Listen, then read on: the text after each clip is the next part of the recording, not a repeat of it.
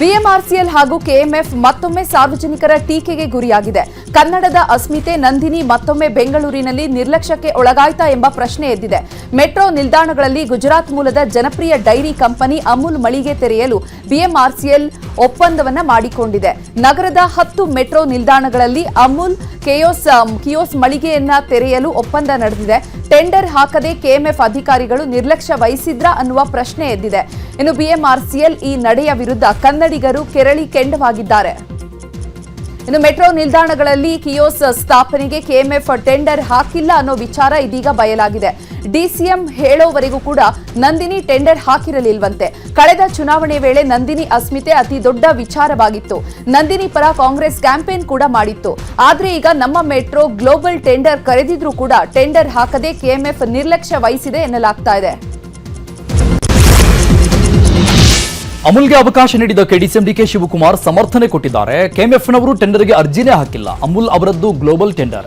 2 ಕಡೆ ಅಮೂಲ್ನ ಮಳಿಗೆ ಓಪನ್ ಆಗಿದೆ, ಮುಚ್ಚಿಸೋಕೆ ಆಗಲ್ಲ. 8 ಕಡೆ ಕೆಎಂಎಫ್ಗೆ ಅರ್ಜಿ ಹಾಕಲು ಹೇಳಿದ್ದೇವೆ. ಟೆಂಡರ್ಗೆ ಈಗಲಾದ್ರೂ ಅರ್ಜಿ ಹಾಕಿ ಅಂತ ಹೇಳಿದ್ದೇವೆ ಅಂತ ಹೇಳಿದರು. ಅವರು ನಮಗೊಂದಷ್ಟು ಅಂಗಡಿ ಬೇಕು ಅಂತ ಹಾಕ್ತಿದ್ರು. ಅಂಗಡಿ ಬೇಕು ಅಂತ ಹಾಕಿದಾಗ ಕೊನೆಗೆ 10 ಕಡೆ ಬೇಕು ಅಂತ ಅವರು ಅರ್ಜಿ ಹಾಕಿದರು. ಸೊ ಅದಕ್ಕೆ ಇವರು ನಮ್ಮ ಕೆಎಂಎಫ್ ಅವರು ಅರ್ಜಿ ಹಾಕಿಲ್ಲ. ಈಗ ನಾವು ಅವ್ರಿಗೆ ನೀವೆಲ್ಲ ಎಚ್ಚರಿಕೆ ವಹಿಸಿದ ಮೇಲೆ ಕೆಎಂಎಫ್ ಅವ್ರಿಗೂ ಹೇಳಿದ್ದೀವಿ, ನೀವು ಅರ್ಜಿ ಹಾಕಿ ಅಂತ. ಇನ್ನು 10 ಕಡೆ ಐಡೆಂಟಿಫೈ ಮಾಡಿದ್ದೀವಿ. 8 ಕಡೆ ಕೆಎಂಎಫ್ಗೆ ಕೊಡಿ ಅಂತ ಹೇಳಿದ್ದೀನಿ, ನಂದಿನಿಗೆ ಕೊಡಿ ಅಂತ ಹೇಳಿದ್ದೀನಿ. ಅವ್ರಿಗೆ ಅರ್ಜಿ ಹಾಕಿ ಅವ್ರಿಗೆ ಕೊಡಿ ಅಂತ ಹೇಳಿದ್ದೀನಿ. ನಮ್ಮ ಮೆಟ್ರೋ ನಿಲ್ದಾಣಗಳಲ್ಲಿ ಅಮೂಲ್ ಕಿಯೋಸ್ಗಳನ್ನ ತೆರೆಯುವ ಕುರಿತಾಗಿ ಎದ್ದಿದಂತಹ ಅಸಮಾಧಾನಕ್ಕೆ ಈಗ ನಮ್ಮ ಮೆಟ್ರೋ ತಲೆಬಾಗಿದೆ. ರಾಜ್ಯ ಸರ್ಕಾರದ ಮಧ್ಯಸ್ಥಿಕೆಯಿಂದಾಗಿ ಈ ವಿವಾದ ಈಗ ಶಾಂತಿಯುತವಾಗಿ ಬಗೆಹರಿದಿದೆ. ಈ ಬಗ್ಗೆ ಬಿಬಿಎಂಪಿ ಕೇಂದ್ರ ಕಚೇರಿಯಲ್ಲಿ ನಮ್ಮ ಮೆಟ್ರೋ ಪ್ರಭಾರ ಎಂಡಿ ಮಹೇಶ್ವರ ರಾವ್ ಹಾಗೂ ಕೆಎಂಎಫ್ ಎಂಡಿ ಶಿವಸ್ವಾಮಿ ಮೀಟಿಂಗ್ ಮಾಡಿದ್ದಾರೆ. ಸಭೆ ಬಳಿಕ ಕೆಎಂಎಫ್ ಎಂಡಿ ಶಿವಸ್ವಾಮಿ ಮಾತನಾಡಿ 2022ರಲ್ಲಿ ನಾವು ಮೆಟ್ರೋ ನಿಲ್ದಾಣದಲ್ಲಿ ಮಳಿಗೆ ತೆರೆಯಲು ಮನವಿ ಕೊಟ್ಟಿದ್ವಿ. ಈ ವೇಳೆ ನಾವು ಟೆಂಡರ್ನಲ್ಲಿ ಭಾಗಿಯಾಗಲ್ಲ, ವಿನಾಯಿತಿ ಕೊಡಿ ಅಂತ ಮನವಿ ಮಾಡಿದ್ವಿ. ಆದ್ರೆ ಬಿಡ್ನಲ್ಲಿ ಹೆಚ್ಚಿಗೆ ಕೋಟ್ ಮಾಡಿದವರಿಗೆ ಟೆಂಡರ್ ಕೊಟ್ಟಿದ್ದಾರೆ. ಈಗ ಮೆಟ್ರೋ ಅಧಿಕಾರಿಗಳ ಜೊತೆ ಸಭೆಯನ್ನ ಮಾಡಿದ್ದೇವೆ. ನಮಗೆ ಒಟ್ಟು 20 ಮಳಿಗೆಗಳನ್ನ ಕೊಡುವುದಾಗಿ ನಮ್ಮ ಮೆಟ್ರೋ ಅಧಿಕಾರಿಗಳು ಒಪ್ಪಿಕೊಂಡಿದ್ದಾರೆ ಎಂದಿದ್ದಾರೆ. ಎಕ್ಸ್ಪ್ರೆಷನ್ ಆಫ್ ಇಂಟ್ರೆಸ್ಟ್ ಅಲ್ಲಿ ಯಾರು ಹೈಯರ್ ರೇಟ್ ಕೋಟ್ ಮಾಡಿದ್ರು ಅವರಿಗೆ ಅವರು 2 ಮಳಿಗೆಗಳನ್ನು ಕೊಡಬೇಕು ಅಂತೇಳಿ ತೀರ್ಮಾನ ಮಾಡಿದ್ದಾರೆ. ನಾವು ಕೂಡ ಸುಮಾರು 20ರಿಂದ 25 ಮಳಿಗೆಗಳನ್ನ ತೆರಲಿಕ್ಕೆ ಸಿದ್ಧ ಇದ್ದೀವಿ ಕೆಎಂಎಫ್ ವತಿಯಿಂದ. ಅದು ನಮ್ಮ ರಾಜ್ಯದ ಬ್ರ್ಯಾಂಡ್ ಆಗಿರೋದ್ರಿಂದ ಕೆಎಂಎಫ್ ರೈತರ ಉತ್ಪನ್ನ ಆಗಿರೋದ್ರಿಂದ ಅದನ್ನು ಮಾರಾಟ ಮಾಡಬೇಕು. ಆ ಮಳಿಗೆಗಳಲ್ಲಿ ಹೆಚ್ಚು ವ್ಯಾಪಾರ ಆಗೋದ್ರಿಂದ ಅದನ್ನು ಕೊಡಬೇಕು ಅಂತ ಮನವಿ ಮಾಡಿದ್ದೀವಿ. ಮಾನ್ಯ ಉಪಮುಖ್ಯಮಂತ್ರಿಗಳು ಕೂಡ ಸೂಚನೆ ಕೊಟ್ಟಿದ್ದಾರೆ. ಬಿಎಂಆರ್ಸಿಎಲ್ ಎಂಡಿಯವರು ಕೂಡ ಒಪ್ಪಿಕೊಂಡಿದ್ದಾರೆ. 20 ಮಳಿಗೆಗಳನ್ನು ಕೆಎಂಎಫ್ ಕೊಡ್ತೀವಿ ಅಂತ ಹೇಳಿದ್ದಾರೆ. ಈಗ ನಮ್ಮ ಮೆಟ್ರೋದಲ್ಲಿ ಅಮೂಲ್ ಮಳಿಗೆಗಳಿಗೆ ಅವಕಾಶ ವಿಚಾರಕ್ಕೆ ಸಂಬಂಧಪಟ್ಟಂಗೆ ಬಿಬಿಎಂಪಿ ಕೇಂದ್ರ ಕಚೇರಿಯಲ್ಲಿ ಹೈ ವೋಲ್ಟೇಜ್ ಮೀಟಿಂಗ್ ನಡೆಯಿತು. ಸಭೆ ಬಳಿಕ ಮಾತನಾಡಿದ ನಮ್ಮ ಮೆಟ್ರೋ ಪ್ರಭಾರ ವ್ಯವಸ್ಥಾಪಕ ನಿರ್ದೇಶಕ ಮಹೇಶ್ವರ ರಾವ್, ಡಿಸಿಎಂ ಹೇಳಿದಂತೆ 8 ಕಡೆ ನಂದಿನಿ ಮಳಿಗೆಗಳು ಓಪನ್ ಮಾಡುವುದಕ್ಕೆ ಅವಕಾಶ ಮಾಡಿಕೊಡಲಾಗಿದೆ. ಸರ್ಕಾರದ ನಿರ್ದೇಶನದಂತೆ 2 ಕಡೆಗಳಲ್ಲಿ ಮಾತ್ರ ಅಮೂಲ್ಗೆ ಅವಕಾಶ ನೀಡಲಾಗಿದೆ. ಉಳಿದ 8 ಕಡೆಗಳಲ್ಲಿ ನಂದಿನಿ ಮಳಿಗೆಗೆ ಅವಕಾಶ ನೀಡಲು ಸಭೆಯಲ್ಲಿ ನಿರ್ಧರಿಸಲಾಗಿದೆ ಅಂತ ತಿಳಿಸಿದರು. ಪಾಲಿಸಿ ಇರ್ತದೆ. ಅವರು ನಾವು ಏನಾದರೂ ಜಾಗ ಕೊಡ್ತಾ ಇದ್ರೆ we give it on expression of interest ಆಧಾರದ ಮೇಲೆ ನಾವು ರೆಂಟಲಿಗೆ ಕೊಟ್ಬಿಡ್ತೀವಿ. ಕೆಎಂಎಫ್ ಅವರು ಸಹ ಈಗ ಬಂದಿದ್ದಾರೆ. ಅದರ MD ಅವ್ರ ಜೊತೆಗೆ ಸಹ ಚರ್ಚೆ ಮಾಡ್ತಾ ಇದ್ದೀವಿ. ಅವರು ಸಹ ಬಹಳ ಇಂಟ್ರೆಸ್ಟ್ ತೋರಿಸಿದ್ದಾರೆ. ಖಂಡಿತ ಅವ್ರ ಜೊತೆಗೆ ನಾವು ಒಂದು ಒಪ್ಪಂದ ಮಾಡಲಿಕ್ಕೆ ನಾವು ಮುಂದೆ ಬರ್ತಾ ಇದ್ದೀವಿ. ಸರ್ಕಾರ ಏನು ನಿರ್ದೇಶನ ಮಾಡ್ತಾರೆ ಅದರ ಆಧಾರದ ಮೇಲೆ ನಾವು ಮುಂದೆ ಬರ್ತೀವಿ. ಬಿಎಂಆರ್ಸಿಎಲ್ ಮೆಟ್ರೋ ನಿಲ್ದಾಣಗಳಲ್ಲಿ ಅಮೂಲ್ ಮಳಿಗೆಗೆ ಅವಕಾಶ ಕೊಟ್ಟಿದ್ದಕ್ಕೆ ಬಿಜೆಪಿ ಕಿಡಿಕಾರಿದೆ. ಮೆಟ್ರೋ ನಿಲ್ದಾಣಗಳಲ್ಲಿ ಮೊದಲ ಆದ್ಯತೆ ನಂದಿನಿಗೆ ಸಿಗಬೇಕು. ನಂದಿನಿ ನಿರಾಕರಿಸಿ ಅಮೂಲ್ಗೆ ಬಿಎಂಆರ್ಸಿಎಲ್ ಅನುಮತಿಯನ್ನು ಕೊಟ್ಟಿದೆ. ಅಮೂಲ್ಗೆ ಮಳಿಗೆ ಕೊಟ್ಟ ಹಾಗೆ ನಂದಿನಿಗೂ ಕೂಡ ಒಂದು ಮಳಿಗೆ ಕೊಡಬೇಕು ಅಂತ ಸಿಟಿ ರವಿ ಹೇಳಿದ್ದಾರೆ. ಕರ್ನಾಟಕದಲ್ಲಿ ನಂದಿನಿಗೆ ಮೊದಲ ಆದ್ಯತೆ ಕೊಡಬೇಕು. ನಂದಿನಿಗೆ ಅವಕಾಶ ಕೊಡದೆ ನಿರಾಕರಿಸಿದ್ರೆ ತಪ್ಪಾಗತ್ತೆ. ಆದರೆ ಸ್ಪರ್ಧೆಯಲ್ಲಿ ನಂದಿನಿಯೂ ಭಾಗವಹಿಸಿ ಅಮೂಲ್ಯೂ ಭಾಗವಹಿಸಿದರೆ ಸ್ಪರ್ಧೆಯಲ್ಲಿ ಅದರಲ್ಲಿ L1 L2 ಇರುತ್ತಲ್ವ. ಅಮೂಲ್ಯೂ ನಮ್ಮದೇ, ನಂದಿನಿಯೂ ನಮ್ಮದೇ, ನಮ್ಮ ದೇಶದ್ದೇ. ನಮ್ಮ ರಾಜ್ಯದ್ದು ನಂದಿನಿ, ನಮ್ಮ ದೇಶದ್ದು ಅಮೂಲು. ಯಾವುದು ಏನು ಹೊರಗಡೆದೇನಲ್ಲ. ನಾವು ದ್ವೇಷ ಮಾಡಬೇಕಾದ ಅವಶ್ಯಕತೆ ಇಲ್ಲ. ಅಲ್ಲಿಯ ಟೆಕ್ನಾಲಜಿ ಇಲ್ಲಿಗೆ ನಾವು ಬಳಕೆ ಮಾಡ್ಕೋಬೇಕು. ಒಳ್ಳೆಯದನ್ನು ಇಲ್ಲಿಯ ಒಳ್ಳೆ ಟೆಕ್ನಾಲಜಿ ಅವ್ರಿಗೆ ಕೊಡಬೇಕು ನಾವು. ಹಾಗಾಗಿ 2 ರೈತರ ಸಂಸ್ಥೆಗಳು ಎರಡೂ ರೈತರ ಸಂಸ್ಥೆಗಳು. ಇಲ್ಲಿ ಬಹುಶಃ ನಂದಿನಿಗಾಗಿಯೇ ಮೀಸಲಿಟ್ಟಿದ್ರೆ ಮಳಿಗೆಗಳನ್ನು ಆಗ ಅವಕಾಶ ಸಿಗ್ತಿತ್ತು. ಈಗಲಾದರೂ ಅಷ್ಟೇ ರಾಜ್ಯ ಸರ್ಕಾರ ಮತ್ತು BMRC ಆ ಚಿಂತನೆ ಮಾಡಲಿ.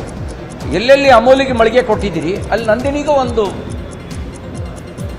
ಮಳಿಗೆಯನ್ನು ಮೀಸಲಿಟ್ಬಿಡಿ. ಆಗ ನಂದಿನಿಯೂ ಇರುತ್ತೆ, ಅಮೂಲು ಇರುತ್ತೆ, ಸ್ಪರ್ಧೆ ಚೆನ್ನಾಗಾಗತ್ತೆ, ಹೆಲ್ತಿ ಸ್ಪರ್ಧೆ ಆಗುತ್ತೆ. ಅದು ನನ್ನ ಸಲಹೆ. ವಿಪಕ್ಷ ನಾಯಕ ಆರ್ ಅಶೋಕ್ ಕೂಡ ಸರ್ಕಾರದ ವಿರುದ್ಧ ಕಿಡಿಕಾರಿದ್ದಾರೆ.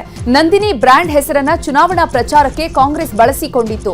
ಈಗ ಅಧಿಕಾರಕ್ಕೆ ಬಂದ ಮೇಲೆ ನಂದಿನಿ ಬ್ರ್ಯಾಂಡ್ ಅನ್ನ ಸರ್ವನಾಶ ಮಾಡಲು ಹೊರಟಿದೆ ಅಂತ ಎಕ್ಸ್ನಲ್ಲಿ ಕಿಡಿಕಾರಿದ್ದಾರೆ. ಒಂದು ಕಡೆ ಹಾಲು ಉತ್ಪಾದಕರಿಗೆ 100 ಕೋಟಿ ಬಾಕಿ ಇದೆ. ಬಾಕಿ ಕೊಡುವ ಬದಲು ರೆಡಿಮೇಡ್ ಇಡ್ಲಿ, ದೋಸೆ ಹಿಟ್ಟು ಸೇರಿದಂತೆ ಅನೇಕ ಹೊಸ ಉತ್ಪನ್ನಗಳನ್ನ ಮಾರಾಟ ಮಾಡ್ತಾ ಇದೆ ಅಂತ ಕಿಡಿಕಾರಿದ್ದಾರೆ. ಇನ್ನು ರಾಮನಗರ ಸಂಸದ ಮಂಜುನಾಥ್ ಮಾತನಾಡಿ, ನಂದಿನಿ ಬ್ರ್ಯಾಂಡ್ ಅನ್ನ ದೆಹಲಿಯಲ್ಲಿ ಮಾರಾಟ ಮಾಡಲಾಗ್ತಾ ಇದೆ. ರಾಜ್ಯದಲ್ಲೂ ಕೂಡ ಇದನ್ನ ಪ್ರಮೋಟ್ ಮಾಡಬೇಕು, ನಮ್ಮ ಸ್ಥಳೀಯ ನಂದಿನಿಗೆ ಪ್ರೋತ್ಸಾಹ ನೀಡಬೇಕು ಎಂದಿದ್ದಾರೆ. ಕರ್ನಾಟಕದಲ್ಲೂ ಕೂಡ ಇವತ್ತು ನಮ್ಮ KMF ಏನಿದೆ ನಂದಿನಿ ಬ್ರ್ಯಾಂಡು, ಇದು ಇವತ್ತು ನಂದಿನಿ ಬ್ರ್ಯಾಂಡು ದೆಹಲಿನಲ್ಲಿ ಮಾರಾಟ ಮಾಡ್ತಾ ಇದ್ದಾರೆ. ದೆಹಲಿನಲ್ಲಿ ಮಳಿಗೆಗಳಿದೆ. ಅದರಿಂದ ನಮ್ಮಲ್ಲೇ ಇರಬೇಕಾದ್ರೆ ಇದಕ್ಕೇನೆ ಪ್ರಮೋಟ್ ಮಾಡಬೇಕು ಯಾವಾಗ್ಲೂ. ಯಾಕೆಂದ್ರೆ ನಾವು ನಮ್ಮ ಇವತ್ತಿನ ಕಾರ್ಯಕ್ರಮದ ಸ್ಲೋಗನ್ನು ಇದೆ, ವೋಕಲ್ ಫಾರ್ ಲೋಕಲ್ ಅಂತ. ಸೊ ನಮಗೆ ನಮ್ಮ ನಂದಿನಿ ಮಿಲ್ಕು ಮತ್ತು ನಂದಿನಿ ಮಿಲ್ಕ್ ಪ್ರಾಡಕ್ಟ್ಸ್ ಏನಿದೆ, ಸೊ ನಾವು you to encourage local, vocal for local. So ಅದರಿಂದ ಸರ್ಕಾರ ಇದನ್ನ ಪರಿಗಣಿಸಬೇಕಾಗತ್ತೆ.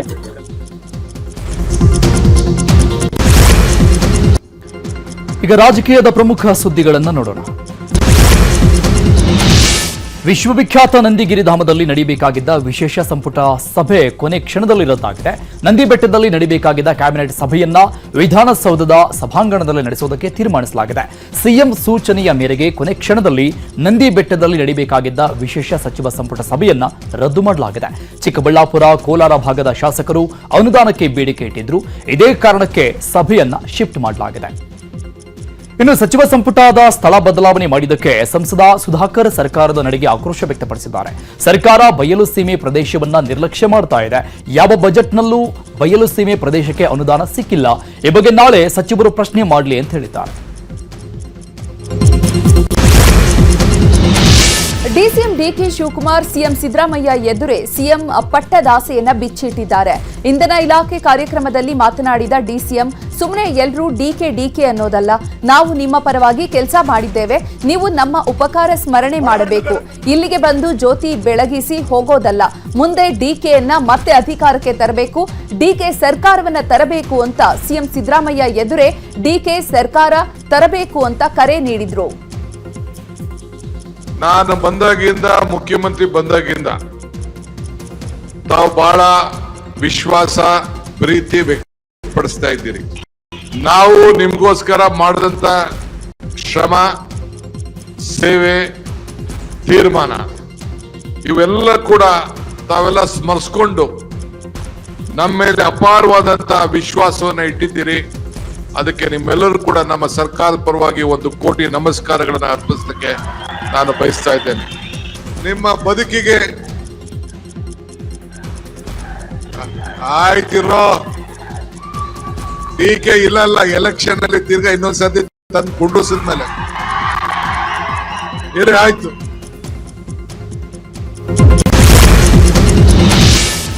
ಮಾಜಿ ಸ್ಪೀಕರ್ ರಮೇಶ್ ಕುಮಾರ್ ನಮಗೆ ಹೈಕಮಾಂಡ್ ಅಲ್ಲ ಎಂದು ರಮೇಶ್ ಕುಮಾರ್ ವಿರುದ್ಧ ಶಾಸಕ SN ನಾರಾಯಣಸ್ವಾಮಿ ಕಿಡಿಕಾರಿದ್ದಾರೆ. ಇದೇ ವೇಳೆ ರಮೇಶ್ ಕುಮಾರ್ ನಮ್ಮ ಹೈಕಮಾಂಡ್ ಎನ್ನುವ ಶಾಸಕ ಕೊತ್ತೂರು ಮಂಜುನಾಥ್ ಹೇಳಿಕೆಗೂ ತಿರುಗೇಟು ಕೊಟ್ಟರು. ನಮಗೆ ಹೈಕಮಾಂಡ್ ಯಾರೂ ಇಲ್ಲ. ರಮೇಶ್ ಕುಮಾರ್ ಜಿಲ್ಲೆಯ ಹಿರಿಯ ರಾಜಕಾರಣಿ, ಅವರಿಗೆ ನಮ್ಮ ಗೌರವ ಇರುತ್ತೆ, ಆದ್ರೆ ಅವರು ನಮಗೆ ಹೈಕಮಾಂಡ್ ಅಲ್ಲ ಅಂತಿದ್ದಾರೆ. ರಮೇಶ್ ಹೈಕಮಾಂಡ್ ಅಂತ ಯಾರು ಹೇಳಿದ್ರಿ ನಿಮ್ಗೆ? ಕೊತ್ತೂರು ಮಂಜುನಾಥ್ ಹೇಳ್ತಾ ಇದ್ದಾರೆ ಇರಬಹುದು, ಪರ್ಮಿಷನ್ ತಗೊಂಬಂದ್ರೆ ಮಾತ್ರ ಅವರು, ಇಲ್ಲ ಅಂದ್ರೆ ಇಲ್ಲ. ನೋಡ್ರಿ ಸ್ವಾಮಿ, ಪ್ರಜಾಪ್ರಭುತ್ವದಲ್ಲಿ ನಮಗೆ ಹೈಕಮಾಂಡ್ ನಮ್ಮ ಪಕ್ಷದ ಅಧ್ಯಕ್ಷರಾಗಿರ್ತಕ್ಕಂಥ DK ಶಿವಕುಮಾರ್ ಅವರು, ಮುಖ್ಯಮಂತ್ರಿ ಸಿದ್ದರಾಮಯ್ಯ ಅವರು, ನಮ್ಮ ರಾಷ್ಟ್ರೀಯ ಅಧ್ಯಕ್ಷರಾಗಿರ್ತಕ್ಕಂಥ ಮಲ್ಲಿಕಾರ್ಜುನ್ ಖರ್ಗೆ ಅವರು, ರಾಹುಲ್ ಗಾಂಧಿ ಅವರು, ಸೋನಿಯಾ ಗಾಂಧಿ ಅವರು ನಮ್ಮ ಹೈಕಮಾಂಡ್. ಕೋಲಾರ ಜಿಲ್ಲೆಯಲ್ಲಿ ನಮ್ಗೆ ಯಾರು ಹೈಕಮಾಂಡ್ ಇಲ್ಲ. ಕೋಲಾರ ಜಿಲ್ಲೆಯಲ್ಲಿ ನಮ್ಗೆ ಏನಿದ್ರು ಕೂಡ ರಾಜ್ಯದಿಂದ ಏನೇ ಮುಖಂಡರು ಆದೇಶ ಕೊಡ್ತಾರೆ ಅದನ್ನ ಪಾಲಿಸ್ತೀವಿ. ಒಂದು ವೇಳೆ ಕೊತ್ತೂರು ಮಂಜುನಾಥ್ ಅಂತ ಹೇಳಿದ್ರೆ ಅದರ ಸ್ವಂತ ಅಭಿಪ್ರಾಯ, ಅದಕ್ಕೆ ನಾನು ಪ್ರತಿಕ್ರಿಯೆ ಕೊಡೋದಿಲ್ಲ. ಕರ್ನಾಟಕದಲ್ಲಿ ಕಾರ್ಮಿಕರ ಕೆಲಸದ ಅವಧಿಯ ಗರಿಷ್ಠ ಮಿತಿಯನ್ನ ದಿನಕ್ಕೆ 9 ರಿಂದ 10 ಗಂಟೆಗೆ ಹೆಚ್ಚಳಕ್ಕೆ ಸರ್ಕಾರ ಚಿಂತನೆ ನಡೆಸಿದೆ. ಸದ್ಯ ಕಾರ್ಮಿಕ ಕಾನೂನು ತಿದ್ದುಪಡಿ ಕುರಿತು ಚರ್ಚಾ ಹಂತದಲ್ಲಿರುವಂತಹ ರಾಜ್ಯ ಸರ್ಕಾರ ಅಭಿಪ್ರಾಯವನ್ನ ಸಂಗ್ರಹಿಸ್ತಾ ಇದೆ.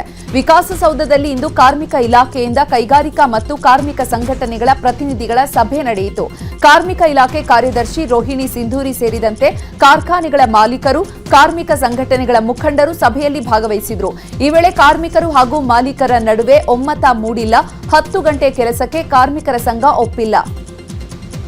ಇನ್ನು ಕಾರ್ಮಿಕರ ಕೆಲಸದ ಸಮಯ ಹೆಚ್ಚಳ ಮಾಡುವ ಬಗ್ಗೆ ಕಾರ್ಮಿಕ ಸಚಿವ ಸಂತೋಷ್ ಲಾಡ್ ಪ್ರತಿಕ್ರಿಯೆ ನೀಡಿದ್ದಾರೆ. ಇಂದು ಅವರವರ ಅಭಿಪ್ರಾಯವನ್ನ ಹೇಳಿದ್ದಾರೆ. ಸಿಎಂ ಹಾಗೂ ಸಂಪುಟದ ಅಭಿಪ್ರಾಯವನ್ನ ಕೇಳ್ತೀವಿ, ಬಳಿಕ ನಿರ್ಧಾರ ಮಾಡಲಾಗುತ್ತದೆ ಎಂದಿದ್ದಾರೆ.